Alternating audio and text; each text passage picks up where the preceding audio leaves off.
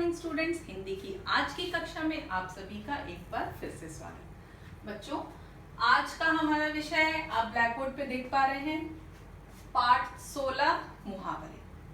मुहावरे आप जानते हैं अच्छी तरह से मुहावरे क्या होते हैं। मुहावरे क्या है जल्दी से बताइए। मुहावरे एक खास प्रकार का वाक्यांश है ना, एक ऐसा वाक्यांश जो अपने एक विशेष अर्थ को स्पष्ट करता है। ऐसा वाक्यांश जो अपने खास तरह के अर्थ को स्पष्ट करे, ऐसे वाक्यांश को हम मुहावरे कहते हैं। मुहावरे क्यों हम पढ़ते हैं, क्यों जानते हैं? खास स्पष्ट, सिर्फ अपना अर्थ स्पष्ट करे इसलिए, या उसका कोई अलग से महत्व है, कोई खासा महत्व है, एक खास महत्व को जानने के लिए। तो मुहावरे हम इसलिए पढ़ते हैं क्योंकि मुहावरों, या हम इसलिए जानते हैं, हमें इसलिए जानना चाहिए क्योंकि अगर हम मुहावरों को जानेंगे तो हमारी भाषा और प्रभावशाली होगी। अगर हम मुहावरों का प्रयोग अपने लेख में, अपने अनुच्छेद में, अपनी बातों को स्पष्ट करने में करें तो हमारी भाषा और प्रभावशाली होगी और आकर्षक होगी। तो आप समझ पाए होंगे कि मुहावरे क्या होते हैं। मुहावरे हमारी एक ऐसा प्रकार का वाक्यांश, एक ऐसा वाक्यांश जो हमारे ऐसा वाक्यांश क्योंकि यह पूरा वाक्य नहीं होता, सिर्फ वाक्य के अंश होते हैं। एक ऐसा वाक्यांश जिसका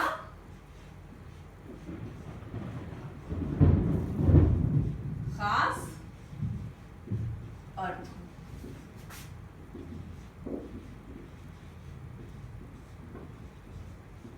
एक खास या विशिष्ट अर्थ हो, उसे उस वाक्यांश को मुहावरे कहते हैं। मुहावरे क्यों जानना आवश्यक है? क्योंकि इसके कारण हमारी भाषा प्रभावशाली और आकर्षक होती है। अब आइए एक मैं यहाँ पर मुहावरा आपको लिख कर,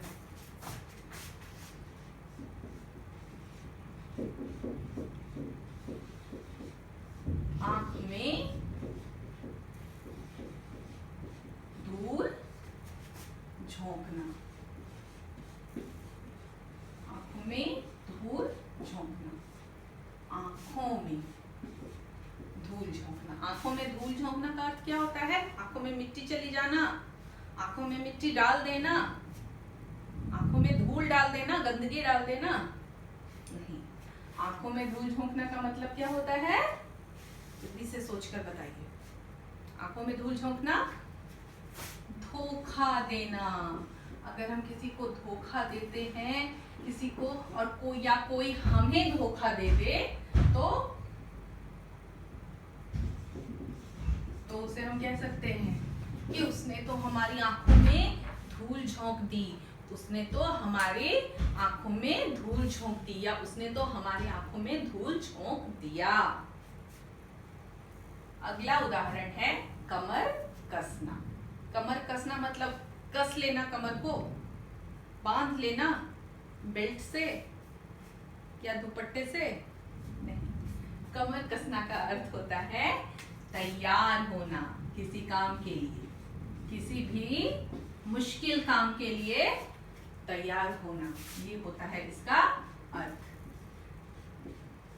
कमर कसना, मैंने परीक्षा की तैयारी के लिए कमर कस ली है, या मैंने कमर कस के अपनी परीक्षा की तैयारी की, मतलब मैं तैयार हो गया हूं अपनी परीक्षा की तैयारियों के लिए।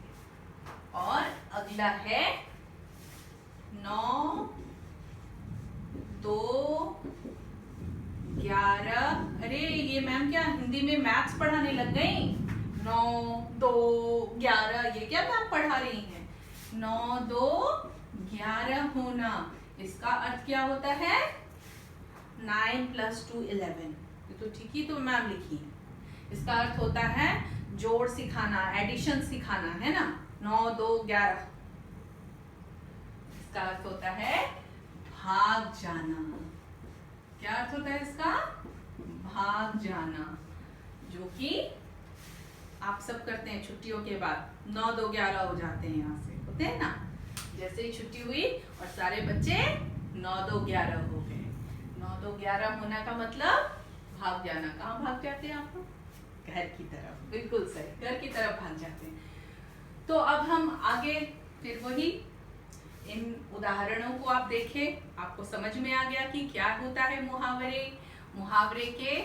मुहावरे ऐसा वाक्यांश होता है जिसके कुछ विशिष्ट या खास अर्थ होते हैं, उसे कहते हैं मुहावरे या इडियम्स। इंग्लिश में कहते हैं इडियम्स।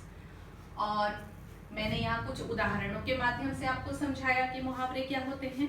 आगे हम इस पाठ के पुस्तकीय अभ्यास को पूरा करेंगे, कुछ अन्य उदाहरण को के और उनके अर्थ को भी समझेंगे।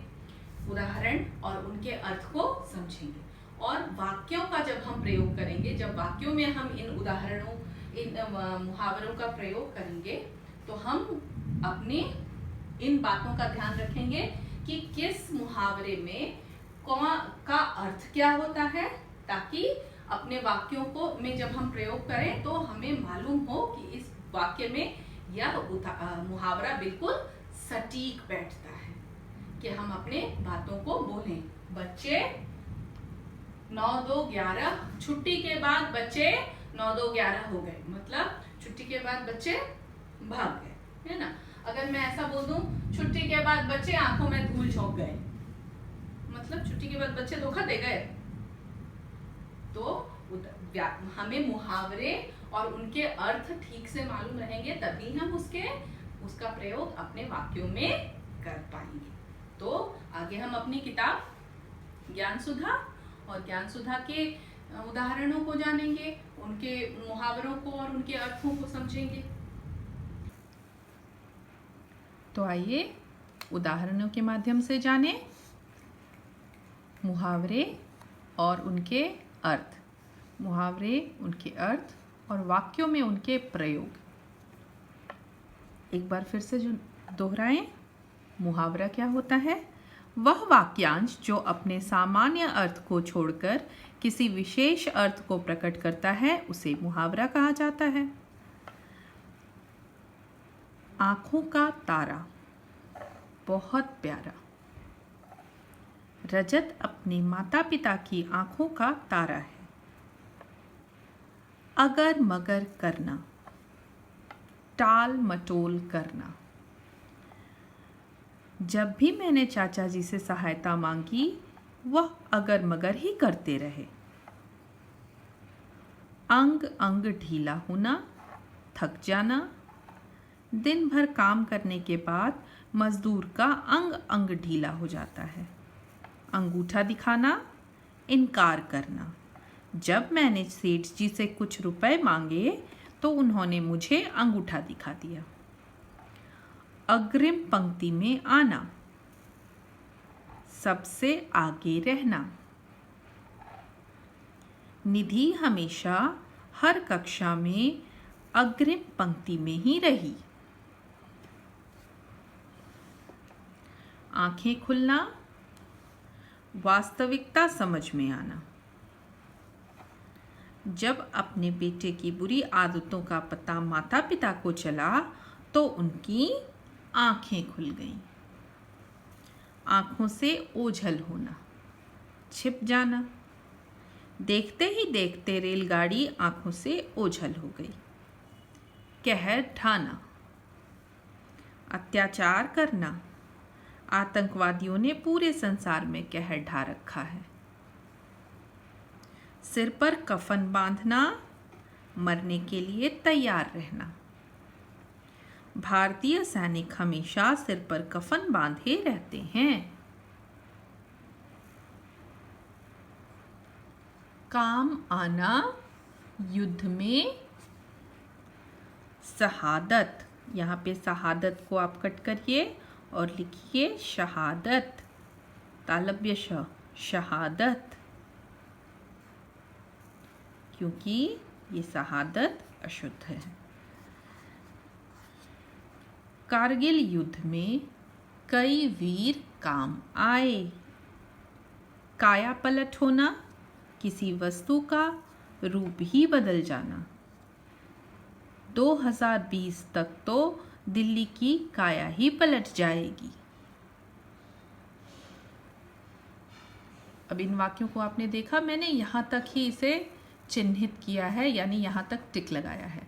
इसका अर्थ है 1 से लेकर 11 तक आपको अर्धवार्षिक परीक्षा के लिए पढ़ना है या फर्स्ट सेमेस्टर के लिए पढ़ना है, और बाकी का जो हमारे पास एक्स्ट्रा रहा यानी कि 12 से लेकर 21 तक, यह हम दूसरे सेमेस्टर में या वार्षिक परीक्षा के लिए इस भाग को रखेंगे। तो इसका अभ्यास हम बाद में करेंगे 1 से लेकर 11 तक।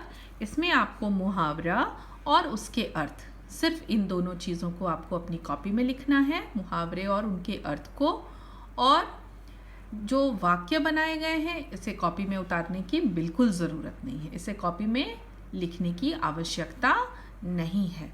तो कॉपी में क्या लिखना है यह भी बता दिया गया, और वाक्य में प्रयोग करने का तरीका आपको सिखाया गया, पर इसे कॉपी में नहीं लिखना है यह भी बता दिया गया।